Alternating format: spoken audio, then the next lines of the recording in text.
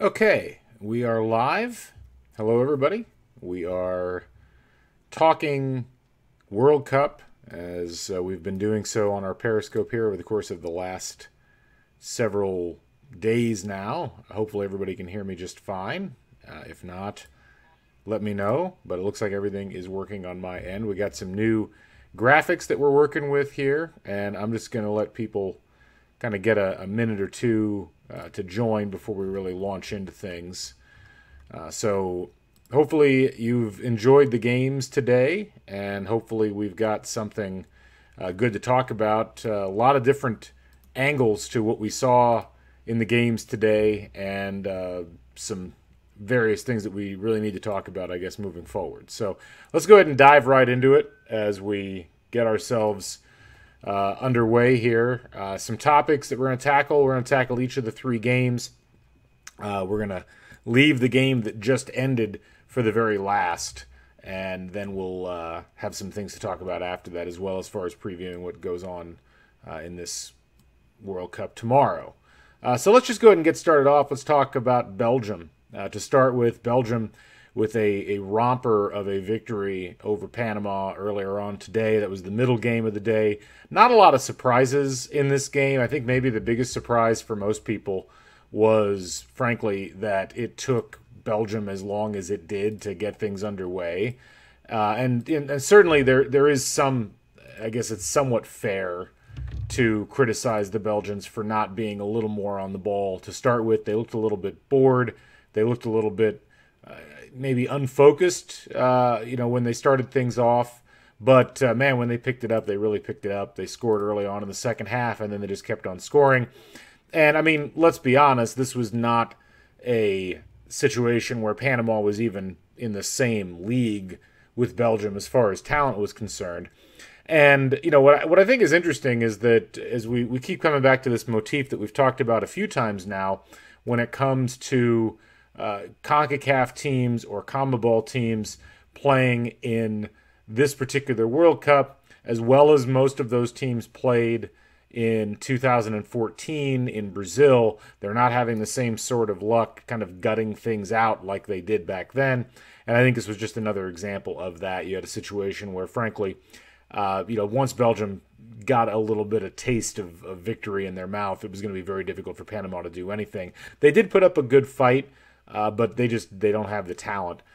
I don't think that the tournament's over for Panama necessarily. I mean, they're not a great squad, but like some of the other teams that we've seen already play in this tournament, they do have the ability to grind out results, and they showed some of that throughout the course of today, where they were really frustrating Belgium in the early going, and eventually once Belgium unlocked them, there wasn't much that they could do.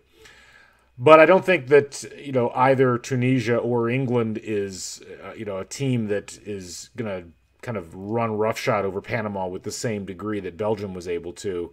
I just don't think the talent disparity is quite as great with those teams, Tunisia especially. So we'll see what happens with that. But yeah, Belgium was definitely they looked very classy in this game once they got going. And I think as far as some of the favorites are concerned, that is certainly a team that lived up to its billing with the way that it played in that first game today.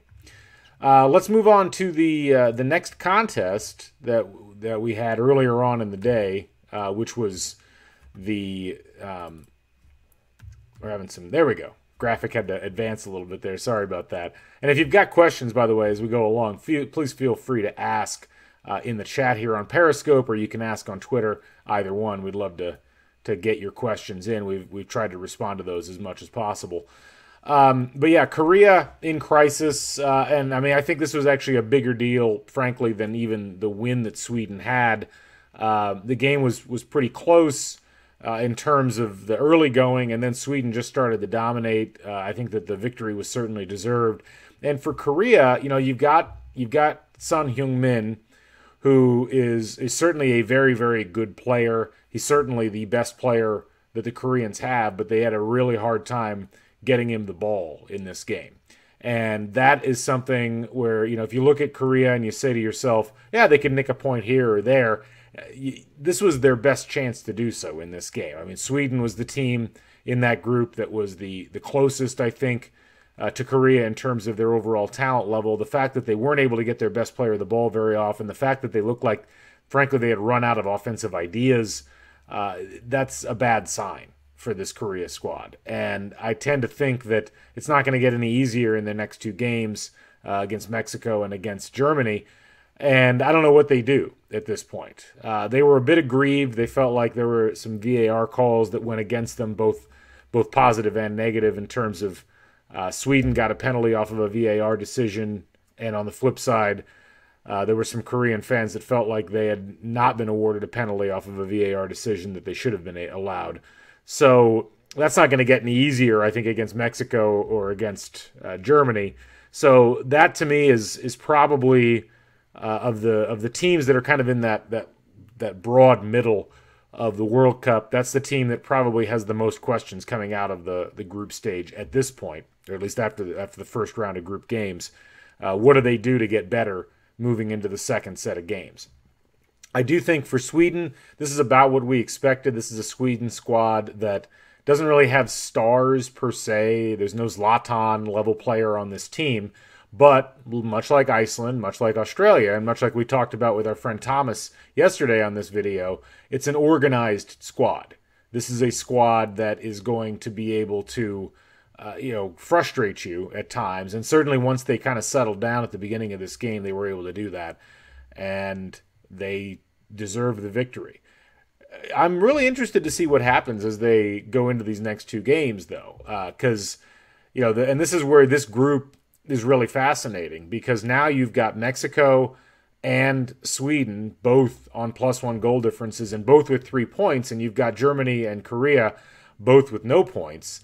Now, you would expect the Germans to be able to win maybe both of their remaining games. Certainly you would expect them to win a game versus the Koreans. But Sweden could frustrate this German team. I mean, physically they're not going to be pushed around by Germany. And, it's going to be really interesting keeping an eye on what happens with the Germans and the Swedes, because those are really, right now, two teams that I think they're in competition for that second spot. And certainly Mexico could fall back. Mexico could have a bad result. But Mexico's already played Germany, whereas like Germany, the fact that they still have to play Sweden is kind of a problem for them, I think. So it'll be really interesting. I mean, if Mexico can go out and they can outclass Korea and get to 6 points, they guarantee themselves a way through at that point, whether it's in first place or second. And I don't know that Sweden Sweden or Germany have that in their back pocket, since they have to play one another. So that'll be something to keep an eye on. Let's move on to the game that just occurred. And this is a game that, I need to get my graphic up and running here. Still working out some of the kinks on this. So I appreciate you folks sticking with us here. There we go. England-Tunisia.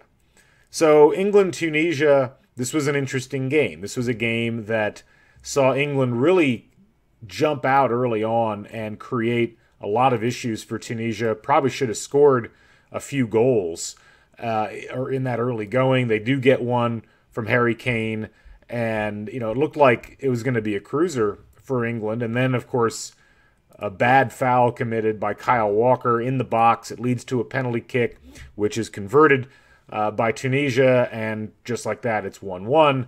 And now you're looking at a situation where you're worried if you're England, because you're going to probably struggle to get your emotions back up, and that's exactly what happened. And really, it was a very sloggy second half of play all the way around. I mean, Tunisia was mostly just interested in bunkering in and trying to pick up that point, and England just didn't really have a lot of great ideas. They were struggling to get the ball to Kane. They did not get good play out of Raheem Sterling. They did not get good play out of Lingard when he was around the positions where he could shoot.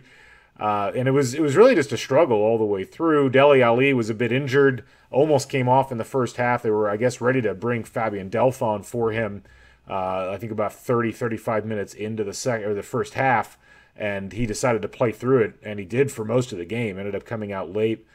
But then England ends up pulling a goal out of nowhere. They get an unmarked Harry Kane on the far post on a corner. He heads it in. Kane with a brace for England, and they pick up the late victory against Tunisia. And this was, I can't overestimate how clutch of a goal that was for Kane and how important it was for England to pick up 3 points in this contest because, again, with Panama looking like they're, less talented than both of these teams, not by the same degree that they were against Belgium, it's no guarantee you're going to go out and get 3 points against Panama. You might only end up getting one. And, England certainly has the talent and the ability to beat this Tunisia team, and it would have been a shame for them if they hadn't. Now they put themselves in a position where they get to play Panama. They win that game, they're through. Even if they only draw that game, you're talking about 4 points at that particular stage of things, and in this group, that's probably going to be enough to get them through. So a good win for England. There are some concerns, I think, that they need to address going into this second game. The fact that they're playing three at the back, but they've got Kyle Walker back there who's really, I'm a Spurs fan. I watched Walker for years. That's a guy I don't look at and say, wow, I'd really like him to be one member of my three-man defense. That's a recipe for being rather concerned with the way that life is going. So that's something that's going to be interesting to watch is like, what do they do defensively? Do they find a way to get Eric Dyer into the squad? Do they figure out a way to get better play out of Ashley Young? All of those things will be worth keeping an eye on moving forward for this England team. But 3 points is 3 points, and I think in this group, you got to get to 4 points, and if you're able to do that, that's going to be enough to get you through. We had some questions off of Twitter, thanks to those of you who have written in already. We had a question from the Hospital Ball. Is the trend of the favorites, bar France, dropping points systematic of a sign of their quality? Well, I'm not. I mean, I'll say this. There's certain teams I don't get too concerned about as far as the way that they play in the opening of the tournament. So this, like the first game, a lot of times is a feeling out process, even for the favorites. It's not always a situation where you're going to be getting a team that just comes in and just steamrolls everybody right off the bat. That's really one of the things that made that performance today by Belgium so impressive was that, yeah, they had a little bit of a rough start, but they really put themselves together and looked very, very good down the stretch. Granted, against a weaker Panama squad, but still, you're talking about a pretty good performance overall. France is, they did not have an impressive performance against Australia. And so even though they didn't drop points in that, I would be a little concerned if I was France about, okay, can we get things together? I think we're going to learn more about France by the time they get to their second game. But, so I'm not too concerned if I'm Brazil. I'm not too concerned if I'm Germany yet. I'm not too concerned if I'm more concerned if I'm Argentina than anybody else, because we know Argentina's got some specific problems that they might have difficulty addressing given the weakness on their defensive line.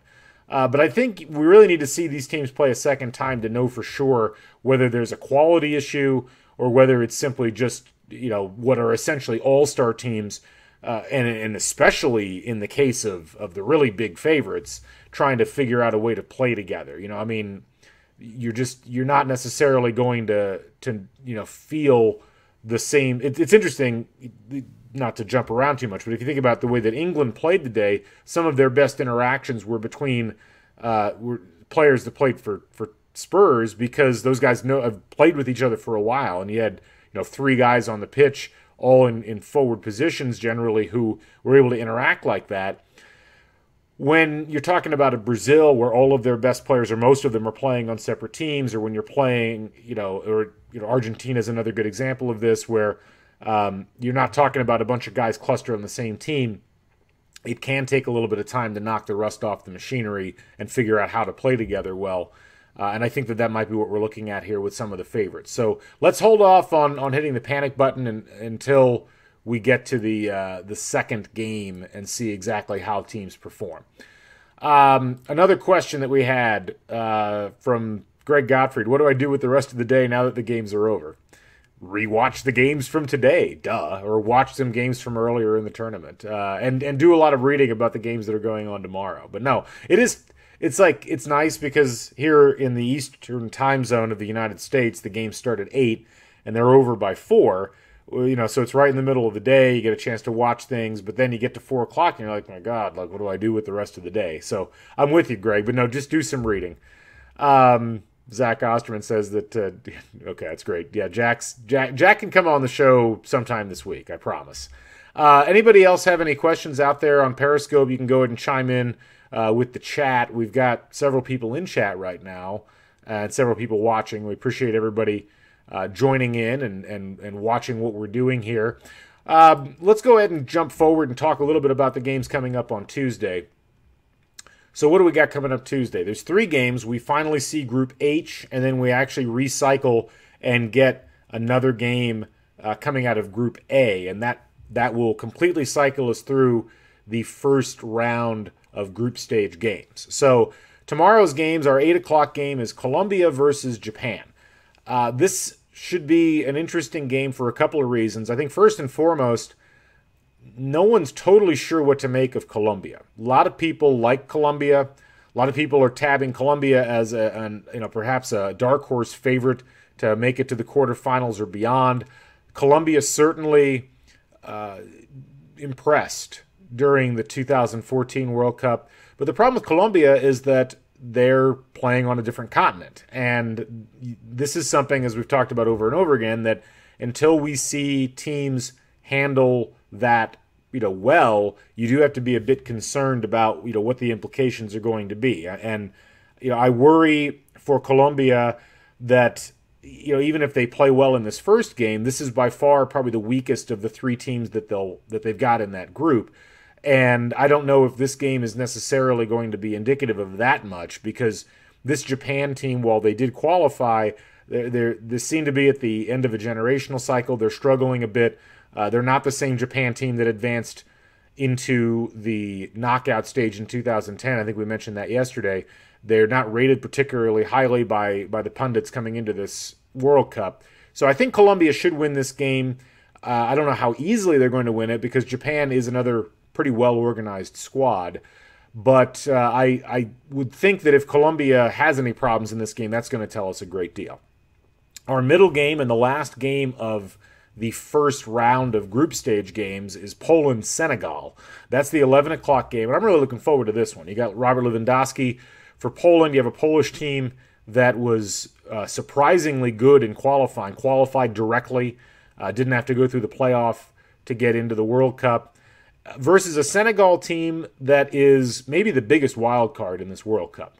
A Senegal team that is talented, athletic, and they could be a group winner. They could not win a game. It's really hard to say what you're going to get out of this Senegal team. I have both of these teams advancing. I have both Poland and Senegal advancing out of Group H. But I wouldn't be surprised if Senegal didn't advance, just because we haven't really seen what they can do as of yet. But I like what they bring to the table. I think it's a really interesting contrast of styles between these two teams.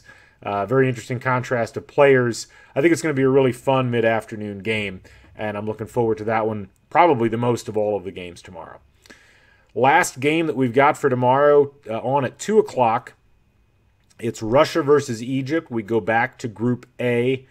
The big question here, of course, do we see Mohamed Salah for Egypt? And if we don't, do the Egyptians have a chance at doing anything in this tournament? The other issue here is that, you've got Russia, who won 5-0 in their opening game. So they have 3 points. They have a +5 goal differential. They're in a really, really good spot to advance to the second round already, to the point that even if they just get a draw in this game, they're probably through. That's a nice sequence of events for Russia if they're able to do that. So we'll have to wait and see what happens with Russia, whether their quality in that first game was indicative of the fact that maybe they're not as bad as people thought they were, or whether it's indicative of Saudi Arabia just being really, really bad.